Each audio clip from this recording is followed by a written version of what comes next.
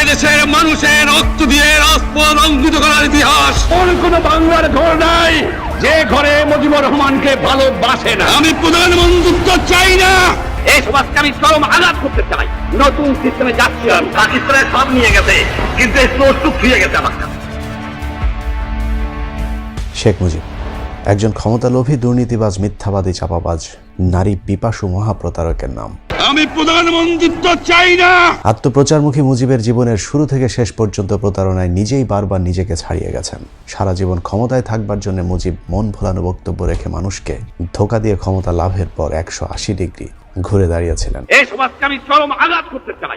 নতুন সিস্টেমে যাচ্ছি আমি। আওয়ামী লীগের রাজনীতি নামক লাভজনক ব্যবসায় এখন প্রধান মূলধন শেখ মুজিব, যে কারণে মুজিব সম্পর্কে আমাদেরকে ভুলভাল গল্প শুনিয়ে মহামানবের কাল্পনিক রূপ দেওয়ার চেষ্টা চলছে। বঙ্গবন্ধুকে জানা কিন্তু একটা সওয়াবের বিষয় হবে। বাস্তবতা ছিল সম্পূর্ণ ভিন্ন।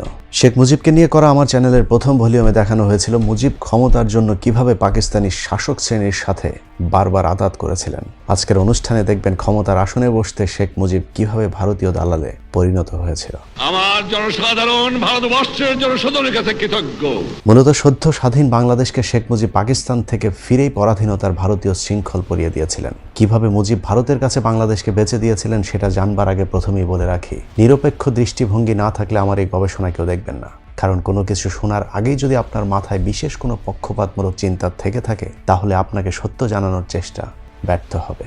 এই ভিডিও দেখার পর অনেকে আমাকে গালি দিবেন, সামনে পেলে খুন করতে চাইবেন, কিন্তু তাকে যদি জিজ্ঞেস করা হয় আপনি শেখ মুজিব সম্পর্কে কি জানেন, উত্তরে হয়তো বলবে সব জানি। আবার যদি প্রশ্ন করা হয় কিভাবে জানেন, নিশ্চয়ই তার কোনো জবাব থাকবে না, হয়তো বলবেন আওয়ামী লীগের নেতাদের মুখে শুনেছেন।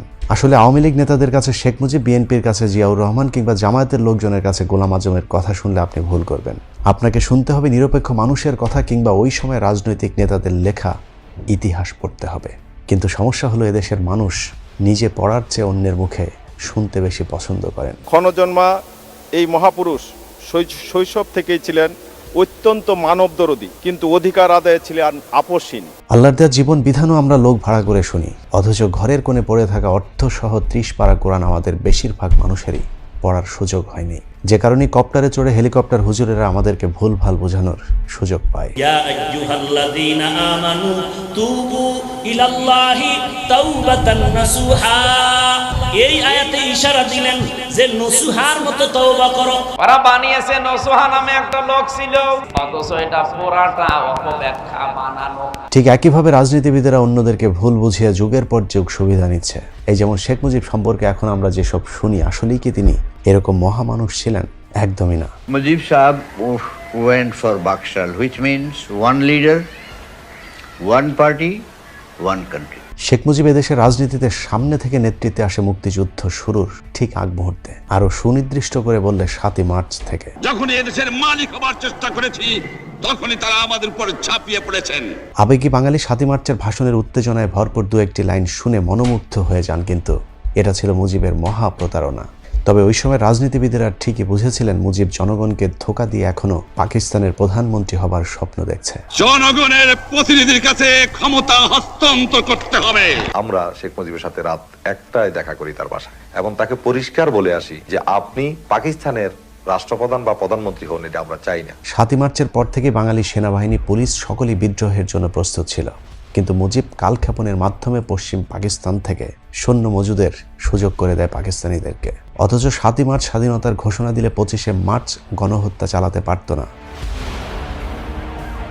শেখ মুজিবের 7ই মার্চের ভাষণের পর ওই সময়ের আওয়ামী লীগ নেতারাও যে ক্ষোভ জানিয়েছিলেন, সেই কথাটি হাসিনা নিজেও এখন স্বীকার করেন। ভাষণে যাওয়ার আগে অনেকেই দিন রাত পরিশ্রম করেছেন, অনেক পয়েন্ট তৈরি করেছেন। অনেকে বলছে এইভাবে বলতে হবে, এই করতে হবে, এটা না বলে হতাশ হয়ে ফিরে যাবে, নানা ধরনের কথায় সমস্ত আমরা জর্জরিত ছিলাম। অথচ বর্তমান আওয়ামী লীগ 7ই মার্চে দেয়া শেখ মুজিবের প্রতারণামূলক সেই বক্তব্য থেকে বড় একটি অংশ বাদ দিয়ে নিজেদের সুবিধাজনক অংশটুকে স্বাধীনতার ঘোষণা হিসেবে প্রচার করছে। কিন্তু 7ই মার্চের ভাষণে হুমকি ধমকি থাকলেও পুরোটা শুনলেই বোঝা যাবে শেখ মুজিব এই বক্তব্যে আর যাই হোক স্বাধীনতার ঘোষণা দেননি। 7ই মার্চ প্রথম কিন্তু পতাকাটা আমি শেখ মুজিবকে পল্টন ময়দানে দিয়েছিলাম। তিনি আমাকে বলেন ইটস টু আর্লি। আমি বলেছিলাম যে এটা আর্লি নয়, this is the correct time. Sheikh মুজিবের 7ই মার্চের বক্তব্য থেকে অনেকটুকু অংশ বাদ দিয়ে দেওয়া হয়েছে। তার মাঝে একটি কথা হলো, শেখ মুজিব মিটিং সমাপ্তির ঘোষণা দেওয়ার আগে বলেছিলেন তিনি রক্ত দেওয়ার জন্য প্রস্তুত।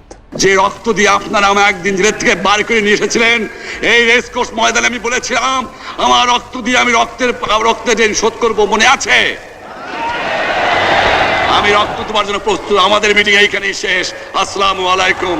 7 মার্চ রক্ত দেওয়ার শপথ করে আসলেও শেখ মুজিব আর রক্ত দেননি। মুজিব তো দূরের কথা, মুক্তিযুদ্ধে মুজিবের পুরো 14 গোষ্ঠীতে একজনও শহীদ নেই।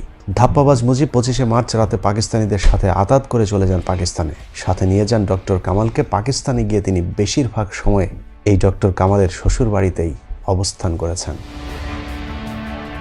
25শে মার্চ রাতে পাকিস্তানিদের কাছে গ্রেপ্তারের আগে আওয়ামী লীগ নেতারা খুব জোরাজুরি করেছিলেন শেখ মুজিবকে অন্তত স্বাধীনতার ঘোষণা দিয়ে তারপরে পাকিস্তানিদের কাছে গ্রেপ্তার হওয়ার জন্য।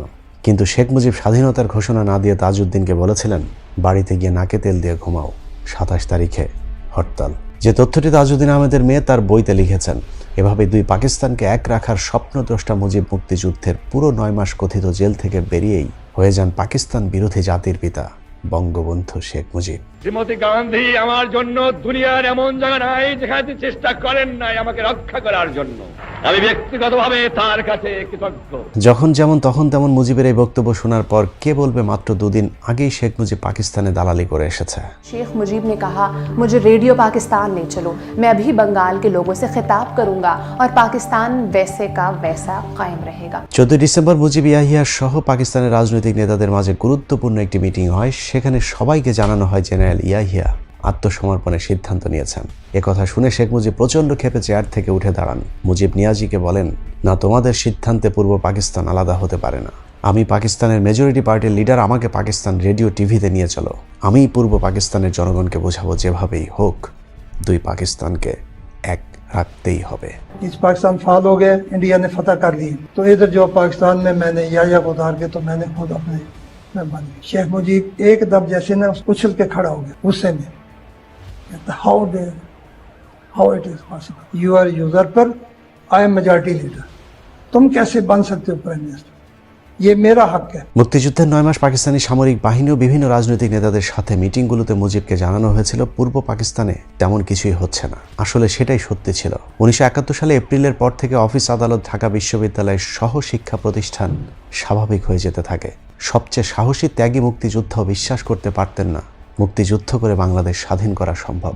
কিন্তু 3রা ডিসেম্বর ভারতীয় যৌথ বাহিনীর হামলার পর রাতারাতি পরিস্থিতি পাল্টে যায়। এছাড়া পশ্চিম পাকিস্তান থেকে পাঠানো অস্ত্রবাহী নতুন জাহাজ ভারত আটকে দিলে এবং আমেরিকার পাঠানো 7ম নৌবহর এসে না পৌঁছাতেই মাত্র 13 দিনের মাথায় আত্মসমর্পণ করতে বাধ্য হয় শক্তিশালী পাকিস্তানি বাহিনী।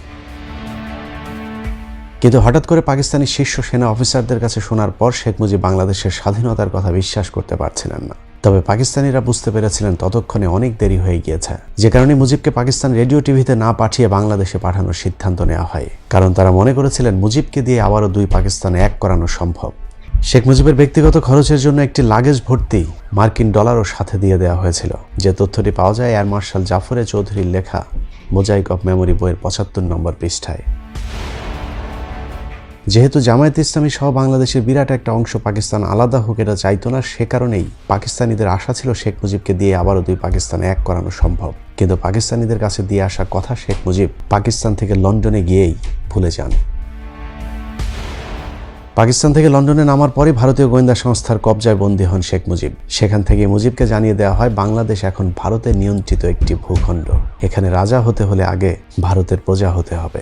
মুজিবও দীর্ঘদিনের আকাঙ্ক্ষিত ক্ষমতার স্বাদ পেতে রয়ের সেই ফাঁদ গলায় পড়ে নেন, যে কারণে লন্ডন থেকে মুজিব বাংলাদেশে না গিয়ে রহস্যজনকভাবে সোজা ভারতে গিয়ে ইন্দিরার সাথে বৈঠকে বসেন। मुक्ति वाहिनी की सहायता करेंगे, बांग्लादेश के लोगों की मदद करेंगे और तीसरे कि शेख साहब को हम जरूर छुड़वाएंगे जेल से। हमने भी अपने 3 वादे पूरे किए हैं। শেখ মুজিবের প্রয়োজন ছিল ক্ষমতার, ভারতের প্রয়োজন ছিল ক্ষমতার লোভী একজন নেতা যাকে দিয়ে ভারতের স্বার্থ বাংলাদেশে উদ্ধার হবে। শেখ মুজিবের তখন জনপ্রিয়তা তুঙ্গে, যে কারণে মুক্তিযুদ্ধের মূল নায়ক জেনারেল ওসমানী সহ তাজউদ্দিন জিয়াউর রহমান সেই সাথে সেক্টর কমান্ডারদেরকে বাদ দিয়েই ক্ষমতার একক নিয়ন্ত্রণ দেওয়া হয় শেখ মুজিবের হাতে। আমাকে প্রশ্ন করা হয় শ্রীমতী ইন্দিরা গান্ধীর সাথে আপনার আদর্শে এত মিল কেন? আমি বলি এটা আদর্শের মিল, এটা নীতির মিল, এটা মনুষ্যত্বের মিল, এটা বিশ্ব শান্তির মিল। একজন মানুষ কতটা ক্ষমতার লোভী, ক্ষমতার জন্য কতটা রাতারাতি পরিবর্তন করতে পারে তার চরিত্র, সেটা শেখ মুজিবের 1972-এর 10 জানুয়ারি থেকে পরবর্তী কয়েক মাসের কার্যক্রম দেখলেই বোঝা যাবে। শেখ মুজিব যে শুধুই কৌশলের জন্য ভারতের সাথে হাত মিলিয়েছিলেন তা নয়, বরং পুরোদস্তুর একজন খাঁটি ভারতীয় দালালে পরিণত হয়েছিলেন। ভারতের পরিকল্পনা মুজিব প্রতিটি অক্ষরে অক্ষরে চাকরের মতো পালন করেছিলেন, যার প্রথম ধাপ শুরু হয় ভারতের লিখে দেয়া 1 পৃষ্ঠার কথিত একটি সংবিধানের মধ্য দিয়ে। মুজিব 1972 সালের 10 জানুয়ারি দেশের মাটিতে পা দিয়ে মুজিবনগর অস্থায়ী সরকারের সংবিধানটি বাতিল করে নতুন একটি আদেশ জারি করেন। প্রশ্ন হলো, শেখ মুজিব কি পাকিস্তানের জেলে বসেই এই সংবিধান লিখেছিলেন? আসলে 1 পৃষ্ঠার ওই সংবিধানটি শেখ মুজিবকে ভারত থেকে হাতে ধরিয়ে দেওয়া হয়েছিল। সেই সংবিধানটি যে শেখ মুজিবকে ভারত থেকেই দেওয়া হয়েছিল সেটিই আজকের অনুষ্ঠানের অনুসন্ধানের মূল বিষয়। অনেকে মনে করতে পারেন মুজিবনগর সরকারের সাথে সংশ্লিষ্ট অন্য নেতাদের সাথে পরামর্শ করেই হয়তো শেখ মুজিব নতুন এই সংবিধানটি রচনা করেছিলেন। কিন্তু বাস্তবতা হলো, মুক্তিযুদ্ধের রণাঙ্গনে যারা যুদ্ধ পরিচালনা করেছিলেন সেই তাজউদ্দিন আহমেদকে প্রধানমন্ত্রীর পদ থেকে এবং সৈয়দ নজরুল ইসলামকে রাষ্ট্রপতির পদ থেকে বহিষ্কার করে নতুন শাসনতান্ত্রিক আদেশ জারি করেন মুজিব। এর কারণ, ভারত মুক্তিযুদ্ধে যারা নেতৃত্বে ছিলেন তাদের কাউকেই পছন্দ করতেন না, বরং ভারতের নিয়ন্ত্রণে থাকা মুজিব বাহিনীর প্রতি তাদের সর্বোচ্চ আস্থা এবং ভরসা ছিল। মুক্তিযুদ্ধে নেতৃত্ব দেওয়া মানুষগুলোকে সরকার থেকে সরানোর পর ভারত কিভাবে মুজিবের মাধ্যমে বাংলাদেশে মুক্তিযুদ্ধ বিরোধী পরিকল্পনা বাস্তবায়ন করেছিল, চলুন সেটাই দেখা যাক। বাংলাদেশ 4টে স্তম্ভের উপর চলবে: জাতীয়তাবাদ, সমাজতন্ত্র, গণতন্ত্র আর ধর্মনিরপেক্ষ রাষ্ট্র। আমরা সকলেই শুনে এসেছি মুক্তিযুদ্ধের 4টি মূল নীতি আদর্শ হলো গণতন্ত্র, সমাজতন্ত্র, ধর্মনিরপেক্ষতা এবং জাতীয়তাবাদ। কিন্তু আসলেই কি এই 4টি আদর্শের জন্য আমাদের মুক্তিযুদ্ধ হয়েছিল? মুক্তিযুদ্ধের আগে 11 দফা, 21 দফা, 6 দফা গণ অভ্যুত্থান, কোথাও কি এই 4টি আদর্শের কথা আমরা শুনেছি? আসলে এই 4টি আদর্শই ভারত থেকে আমদানি করা। 1927 সালে মতিলাল নেহেরু কংগ্রেসের রেজুলেশনে গণতন্ত্র, সমাজতন্ত্র, ধর্মনিরপেক্ষতা, জাতীয়তাবাদ এই 4টি আদর্শের প্রস্তাব করেছিলেন। সেই সময় সুভাষ বসু, জিন্নাহ সহ অন্য নেতারা তার সে প্রস্তাব প্রত্যাখ্যান করেছিল, যদিও 1930 সালে সেটা পাশ করতে সামর্থ্য হয় কংগ্রেস সরকার।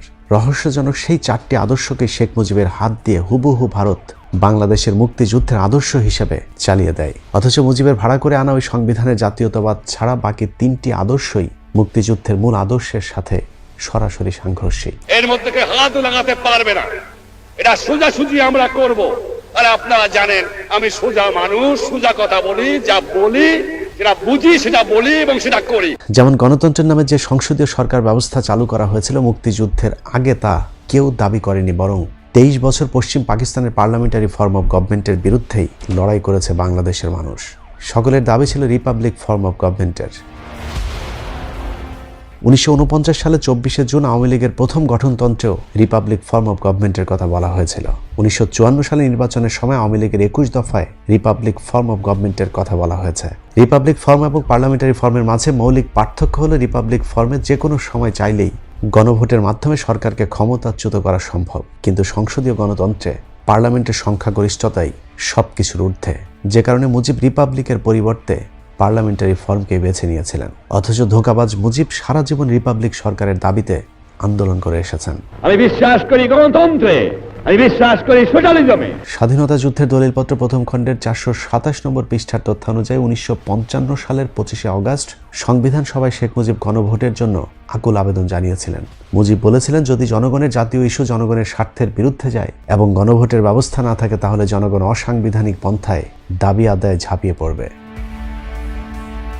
মুজিবনগর সরকারের ঘোষণাপত্র বাংলাদেশ সরকার ব্যবস্থা রিপাবলিক ফর্ম অফ গভর্নমেন্ট হওয়ার কথাই বলা হয়েছিল। এখানেই শেষ নয়, দেশে ফেরার মাত্র 2 দিন আগেও পাকিস্তান থেকে লন্ডনে গিয়ে শেখ মুজিব সাংবাদিকদেরকে বলেছিলেন, বাংলাদেশ হবে people's republic of Bangladesh. The ultimate achievement of this struggle is the creation of an independent, sovereign People's Republic of Bangladesh. খাতা কলমে বাংলাদেশ এখনো পিপলস রিপাবলিক থাকলেও বাস্তবে সম্পূর্ণ তার বিপরীত দিকে নিয়ে গিয়েছিলেন শেখ মুজিব। একইভাবে মুক্তিযুদ্ধের মূল আদর্শ হিসাবে বলা হয়েছে ধর্মনিরপেক্ষতাকে, অথচ মুক্তিযুদ্ধে বিজয়ের একদিন আগেও ধর্মনিরপেক্ষতা শব্দটি কেউ একবারের জন্য শোনেনি, বরং শেখ মুজিব নিজেও সবসময় ইসলামী শাসন ব্যবস্থার দাবি করে এসেছেন তার সবগুলো আন্দোলনে। আওয়ামী লীগের 1949 সালের প্রতিষ্ঠাকালীন গঠনতন্ত্র ইসলামী শাসন ব্যবস্থার কথা বলা হয়েছে।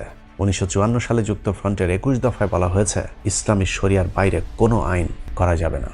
ইসলামী মূল্যবোধের পরিপন্থী হবার অজুহাতে 1956 সালের সংবিধান প্রত্যাখ্যান করে সংবিধান সভায় ঐতিহাসিক ভাষণ দিয়েছিলেন শেখ মুজিব। সেখানে তিনি বলেছিলেন, sir, I have just come from east Pakistan and know the mind of the people there. I know that they have rejected the un-Islamic, undemocratic and dictatorial constitution.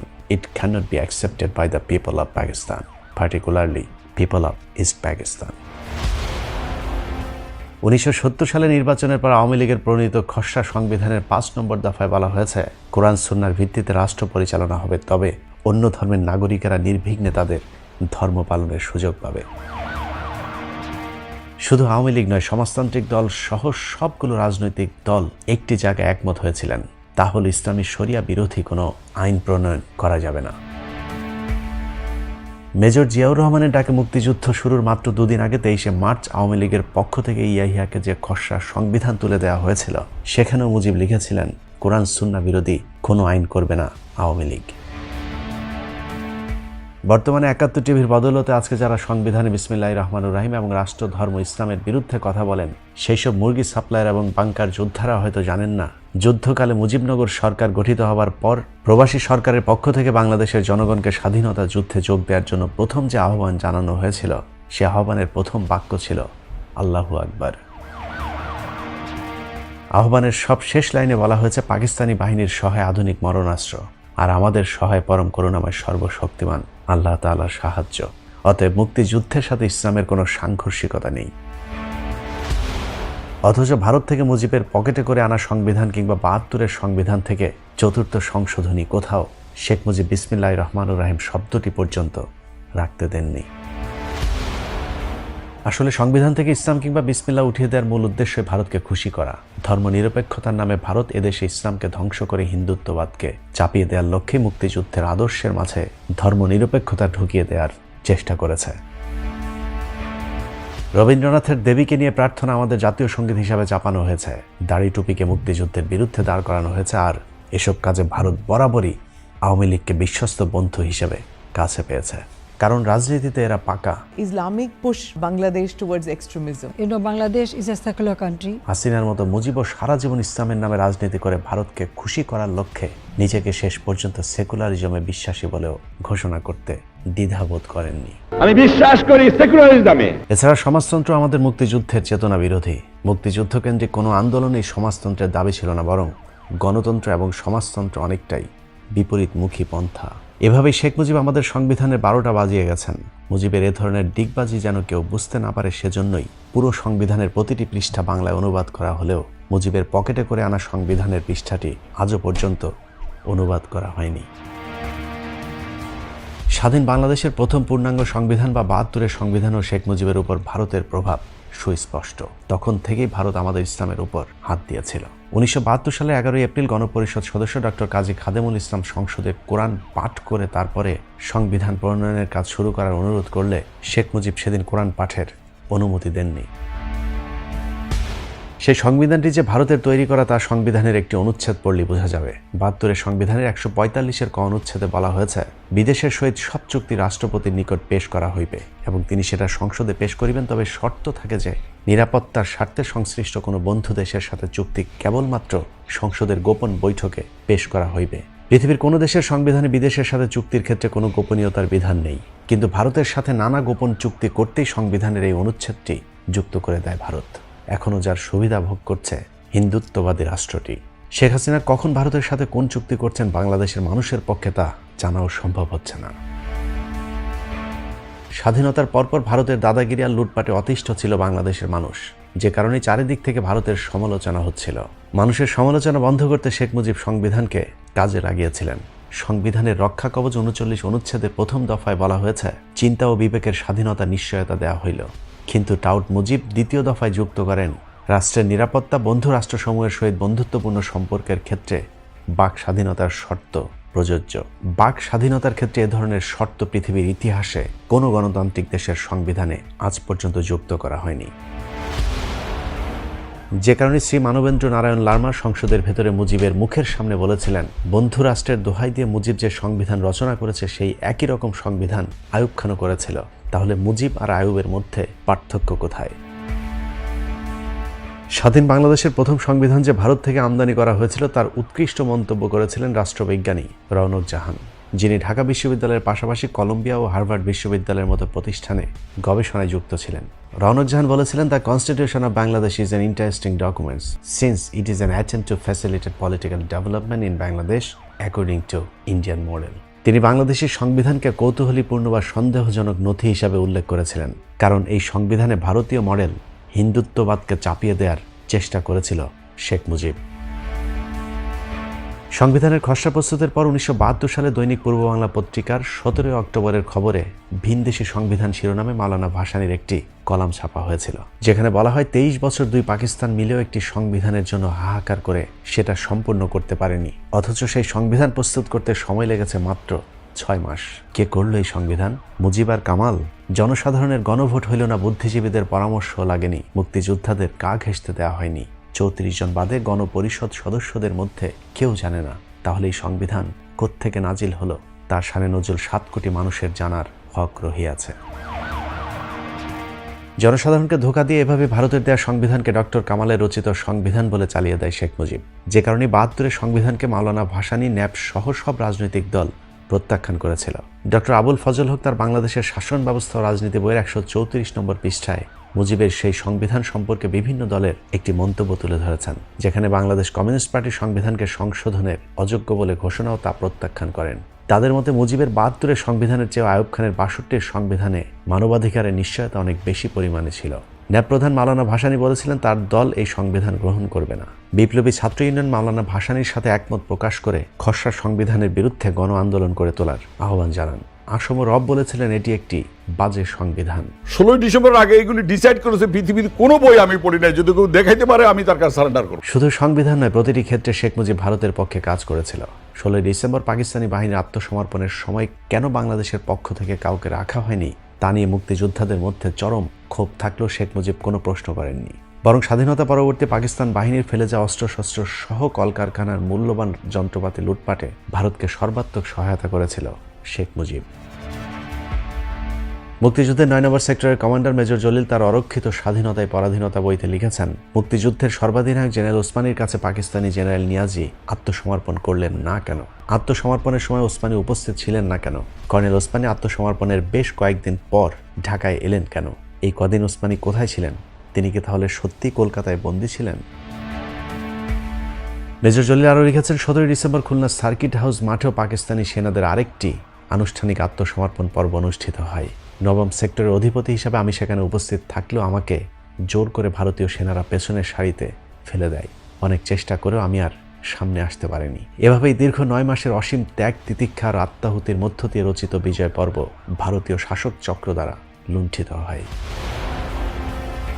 Major Jalil বুঝতে পেরেছিলেন মুজিবের নেতৃত্বে আওয়ামী লীগ ভারতীয় এজেন্ট হিসাবে কাজ করছে। লিখেছেন, আত্মসমর্পণের প্রায় 1 সপ্তাহ পরে প্রবাসী আওয়ামী লীগ সরকার কিভাবে দেশে ফিরে বিনা প্রশ্নে গদিতে বসে।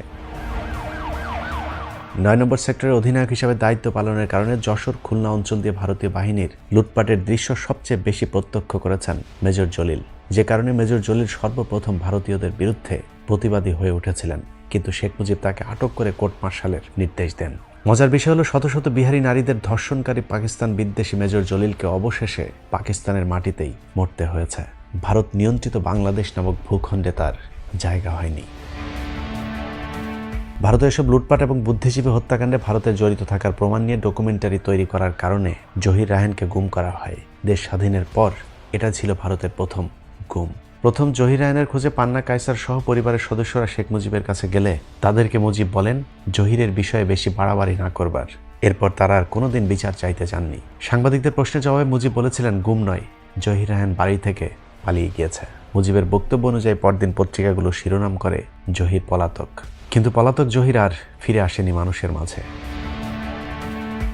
এভাবেই ভারতের বিরুদ্ধে যেই প্রতিবাদ করেছে শেখ মুজিব তাকে প্রকাশ্যে হত্যার হুমকি দিয়েছে। 1 এপ্রিল 1972 সালের দৈনিক বাংলা পত্রিকায় শেখ মুজিবের খুলনা সার্কিট হাউস মাঠে দেয়া একটি বক্তব্য তুলে ধরা হয়েছে, যেখানে মুজিব প্রকাশ্যে ভারত বিরোধীদের হুমকি দেন। দেখামাত্র গুলি শিরোনামে সেই সংবাদে বলা হয়, গোলযোগ সৃষ্টিকারীরা বাংলাদেশ ও ভারতের মধ্যে শত্রুতা সৃষ্টির প্রয়াস চালাচ্ছে। এদের মধ্যে কেউ কেউ বাংলাদেশ ভারত মৈত্রী চুক্তি ভ্রান্ত বলে আখ্যায়িত করছে। এ সম্পর্কে দেয়ালে দেয়ালে স্লোগান দিচ্ছে। আমি পুলিশকে আদেশ দিচ্ছি এইসব নকশাল বাড়িওয়ালাদের যেখানে পাবেন সেখানে গুলি করবেন। পরদিন নোয়াখালীর চৌমুহনী কলেজ মাঠেও শেখ মুজিব ঠিক একই ধরনের হুমকি দিয়েছিলেন। শেখ মুজিব কতটা মুক্তিযুদ্ধের বিরুদ্ধে চলে গিয়েছিলেন তার সবচেয়ে বড় প্রমাণ তাজউদ্দিন, সৈয়দ নজরুল ইসলাম, এমনকি মুক্তিযুদ্ধের মহানায়ক জেনারেল ওসমানীকে পর্যন্ত মন্ত্রিসভা থেকে বাদ দিয়ে দিয়েছিলেন শেখ মুজিব। কারণ মুক্তিযোদ্ধারা ছিল মুজিব বাহিনীর বিরোধী, যে কারণে ভারতের অনুগত মুজিব বাহিনীর বিরোধিতা করা কাউকে মুজিবের সরকারে রাখতে দেয়নি ভারত। এভাবেই ভারতের প্রেসক্রিপশনে ভারত বিরোধীদের শায়েস্তা করে শেখ মুজিব তার ক্ষমতার স্বাদ পূর্ণ করেছিলেন। আমার জীবনের স্বাদ আজ পূর্ণ হয়েছে। একইভাবে ভারতকে সবকিছু দিয়ে ধোঁকাবাজ মুজিবের কন্যাও ক্ষমতায় টিকে রয়েছে দীর্ঘদিন ধরে। আমরা ভারতকে যে দিয়েছি সেটা ভারত সারা জীবন মনে রাখবে। আসলে এদের কোনো দল বা আদর্শ নেই, মূলত শেখ পরিবারের রক্তই হচ্ছে দূষিত। যে কারণে বীর মুক্তিযোদ্ধা ডালিম বলেছিলেন, আমরা শেখ মুজিবের সাথে পুরো বংশ কেন নির্বংশ করতে চেয়েছিলাম সেটা বুঝবার জন্য হাসিনা এবং রেহানা 2 পিসকে রেখে গেলাম। বীর মুক্তিযোদ্ধা মেজর ডালিমের সেই ভবিষ্যৎবাণী আমরা এখন হারে হারে টের পাচ্ছি।